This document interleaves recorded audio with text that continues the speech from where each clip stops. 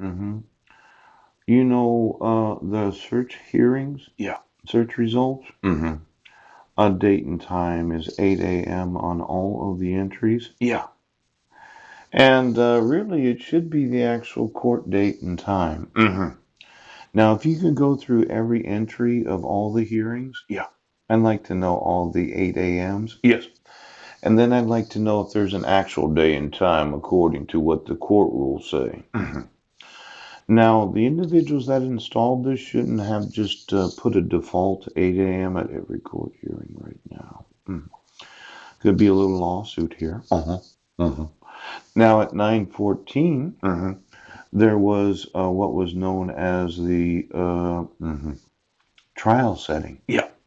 hmm That was a Superior Court hearing. Yep. Mm-hmm.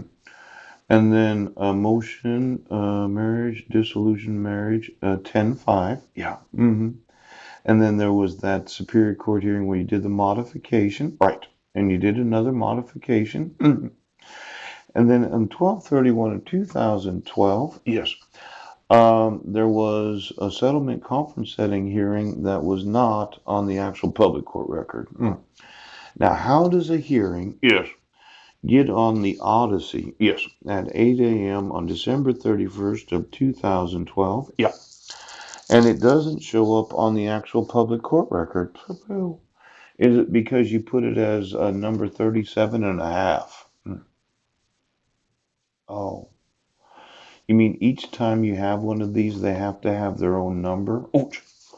Like 37? Oh, number 38 should be in the show right now. Settlement conference setting hearing. Now, it could be, Okay. just looking at the actual day and time of all these hearings. Yes. Mm-hmm. See, we had another one on July 19th of 2013, Yeah. 8 a.m. And then we had one on August 30th of 2013. Yes. And we had one here on June 12th of 2015 Mm-hmm. and July 31st of 2015. Yes. But for some reason, Mm-hmm. I don't think court rules say it happens at 8 a.m. Yes. And I don't think that the petitioner appeared at that court hearing.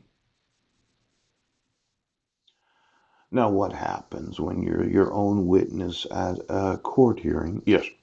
and Heidi got paid to stay home? Ouch. See, it actually says H-E-I. You only get four letters. Yes. Well, this says marriage of Heidi Lee Budnick. Yes. This is Heidi Lee Budnick versus Paul Chad Budnick. Yes.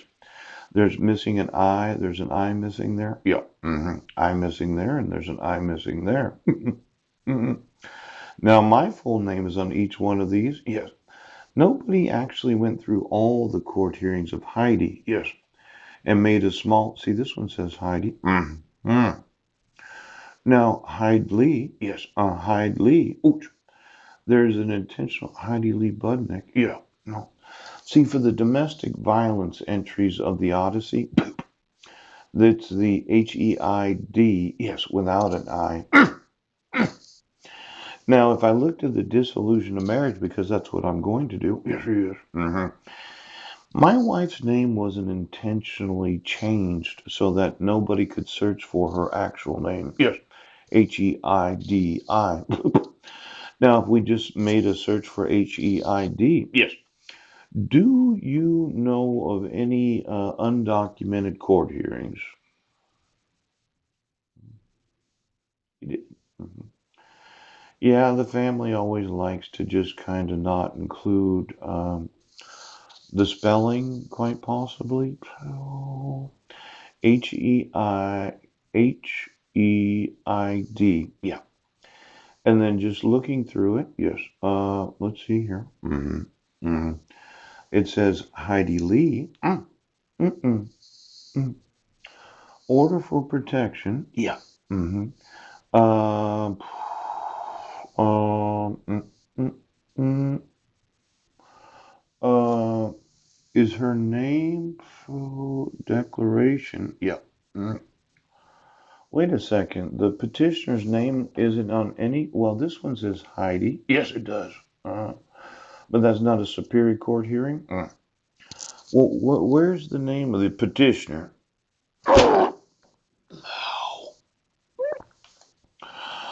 let's look at it for just a moment. Yes. It looks like somebody intentionally changed the name. Yes. Even though on the public court record, yes. Is it the confidential nature of the actual court hearings themselves? The confidentiality form that was filled out for the Law Enforcement Information System? Could you get me the LEIS? Yes. And all confidential forms that have been filled out? Yes. By every individual that calls themselves a victim? Yes. Because of the allegation of somebody perpetrating the crime of domestic violence and child abuse. Now, let's say she fraudulently filled out the necessary information. I'm thinking there could be a lawsuit here. Yes. Now, under the penalty of perjury, yes, a fraud. There's this idea. Yes. See, we had $180,000 worth of unsecured debt. Both of us were named in one of these criminal civil lawsuits in Spokane County. Yes, you were. Uh huh. And then there's that Clark County issue, but the foreclosure that took place.